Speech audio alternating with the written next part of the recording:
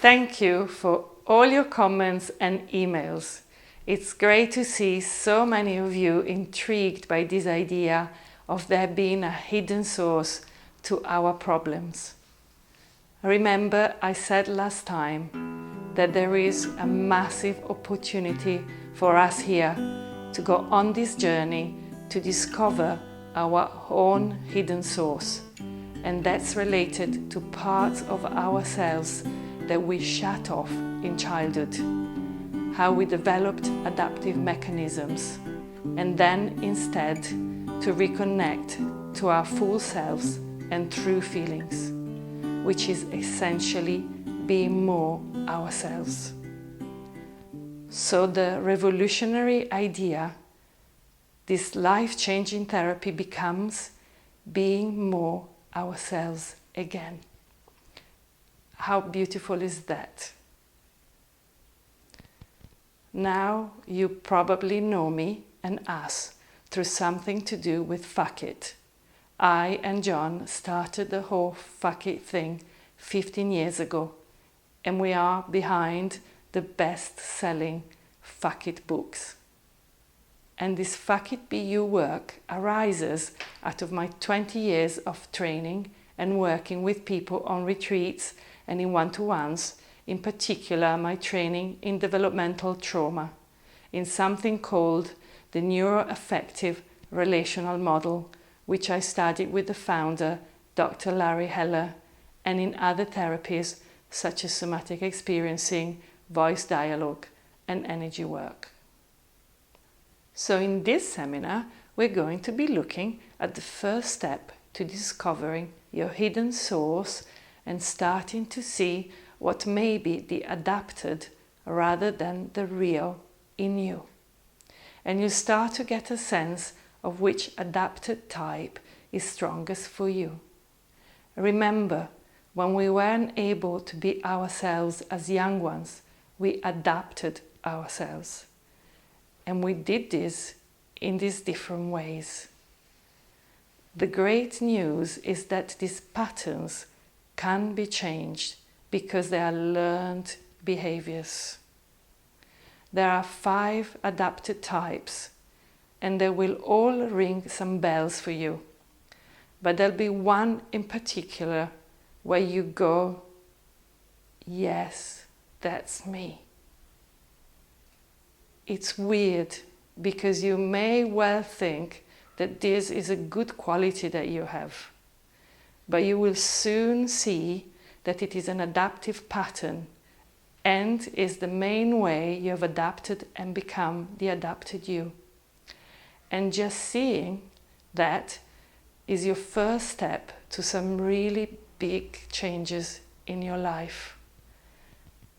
Remember, the big revolutionary idea here is that we can solve many of our problems just by being more ourselves.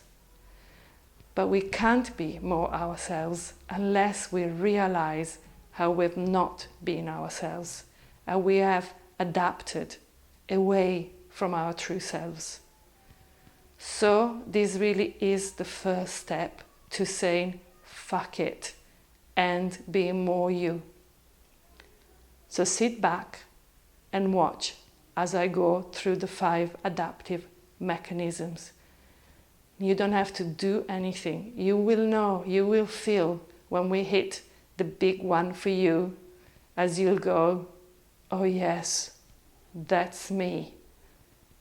And as I explain, notice what's going on at an emotional level for you, because this process is an emotional process, as the principal way in which we had to adapt was in our emotional response to the world.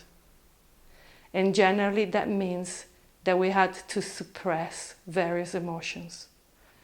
So do notice what comes up for you as I talk. Okay, let's go. So the first adaptive mechanism I call the outsider. And the adaptive traits here are that I can do it on my own, or I should do it on my own. There is a sense of feeling that you are on the outside looking in. Thus, the outsider. And people tend to feel that they don't really fit in and they can't feel a sense of belonging. In this trait, people can tend to intellectualize a lot because fully feeling is a bit scary, so that the way they can disconnect is by reverting to their intellect. This adaptive mechanism arises because our very early needs, i.e. when we were very young, the needs for connection and welcoming into life was not adequately fulfilled. And do please remember, this is a dynamic, a feeling and a belief that we have held for many years and that we live with, but it is not the truth any longer. So there are routes to healing through discovering ourselves again and how much love is available to us now. That's the first one. Does this ring a bell for you? The second adaptive mechanism I call the helper. The adaptive traits are: I need to help others, and that my help is needed and I'm happy to give it all of the time. So these people tend to put themselves last. They don't reach to ask for help themselves, and they then end up feeling unseen and unimportant all the time. They also end up feeling exhausted for obvious reasons. Their overall feeling is, I don't matter. And they make up for these difficult feelings by helping everyone and hoping to both matter and be seen by everyone. But it doesn't work because they're not showing up with their needs. For the helper, it's scary to ask for help because originally they were not nurtured appropriately. So they expect rejection. But this again is, of course, an old conclusion that is no longer relevant. And now it would be safe to ask for help. Is that you? Are you a helper? And on to the third adaptive mechanism, which is called Superwoman, Superman. The adaptive traits of these mechanisms are the need to be on top of things all the time, the need to be in control of situations and even people, and certainly of yourself. For these people, it's very hard to feel their own vulnerability and even harder to show it. They are convinced that if they do show such vulnerability, no one will want them anymore. So they look for and show capability all of the time. This adaptive mechanism arises from when our natural state of vulnerability and dependency as children was not allowed and even used by the parents to feed their own sense of value. So children are asked to forego their truth in order to fulfill some of the parents' dreams or requirements. The realization required here is that we can be both capable and vulnerable, and accepting our vulnerability in this way makes us really whole and beautiful people. The fourth adaptive mechanism is the people pleaser.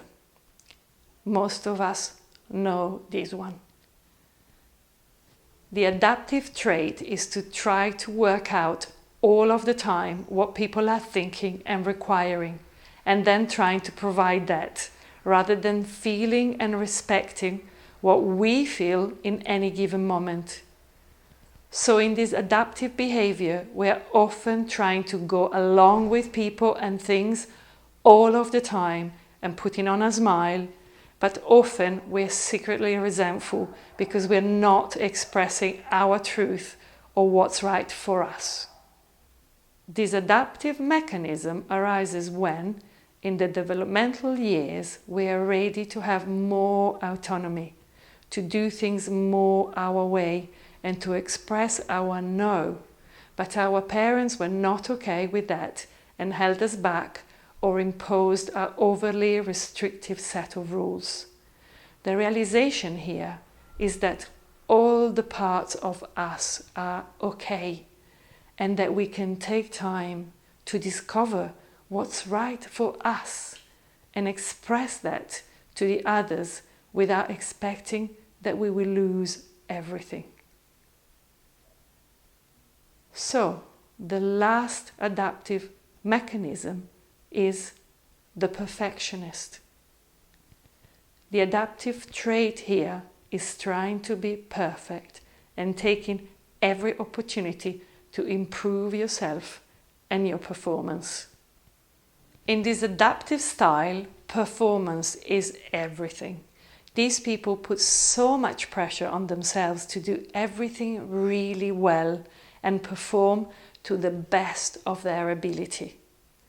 Their hidden fear is that they expect to be rejected. So by improving themselves and their performance, they hope to protect themselves from rejection.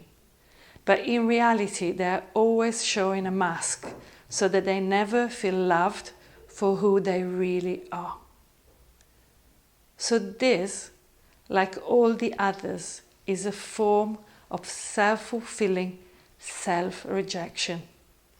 This repetitive belief and feeling arises again from early life. If we were not loved in a way that included and approved of our sexuality, we develop a sense of being imperfect and not enough. So we end up trying to improve all the time, but never ever feeling enough.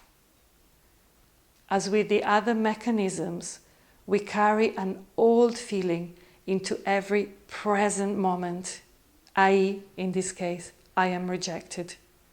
But of course, this is no longer the truth. The truth is that if you show up as yourself with all your parts, many people will love the real you. And actually, if that I said a moment ago brings up a but for you, that's so important and so much part of this process. As our core fear is that if we are truly ourselves, we are not going to be wanted. Do you recognize that? So that's the 5. I am guessing that most of them resonated for you in some way, and that's natural. But there was probably one in particular that really rang your bell. I remember we had the outsider, the helper, the superwoman, superman, the people pleaser, and the perfectionist. Remember, seeing this and starting to discover what your hidden source is just the first step. This is the beginning of the journey, and what a beautiful journey it can be. And in the end, it's a journey from fear to love. Beneath all of these adaptive behaviors, the outsider, the helper, the superwoman, superman, the people pleaser, the perfectionist, there are big fears that make us stick to them. And we can work with dissolving that glue of fear. And in doing so, we move towards love. So, take a moment to go, I was perfect and deserving. and I still am. And please really hear this too, that none of these dynamics are self-judgments. They're just ways to start exploring what some adaptive traits might be. In fact, all of this work is the opposite of judging. It is about self-compassion and meeting ourselves fully. If you start judging yourself, that's part of the trap we got into in the first place. So see if you can look at these traits and still be really soft towards yourself. These are things you had to do to survive, and yes, they are also called survival mechanisms. It really wasn't your fault. You are a totally perfect human being, and you still are. It is just that your needs were not met, and you learned some things that are not necessary any longer. Okay, please do leave a comment on this page. Maybe share which adaptive mechanism rang the bell most for you and any other insights this video has given you. And what next? Once you've seen your dominant adaptive mechanisms? Well, in the next video, I'm going to go through the full hidden source process with you, so you will see how it can work to take you from the adapted you back to the true you. In fact, the full process, it's called the path back to you. And yes, it gives you the most revolutionary way to deal with your problems by simply being you.